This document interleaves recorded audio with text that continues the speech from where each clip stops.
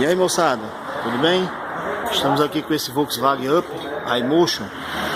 Deu entrada em nossa oficina aqui com a reclamação de barulho na caixa de marcha, como se fosse um chocalhado de engrenagens.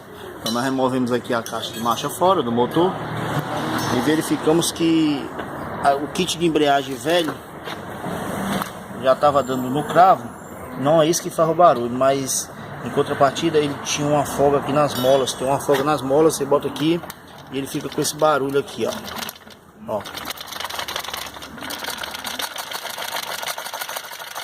Um chocalho, tá? A gente pediu o kit original Volkswagen.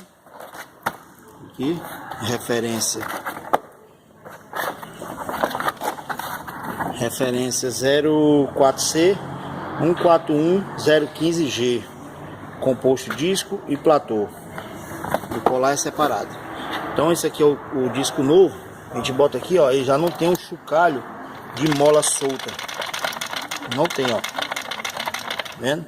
Então nós estamos pegando esse primeiro caso aqui, estamos compartilhando aqui, caso vocês peguem algum problema aí de barulho, tipo jogo de engrenagens. Na verdade é o disco que fica com as molas aqui já um pouco folgadas e fica batendo o miolo do disco, tá?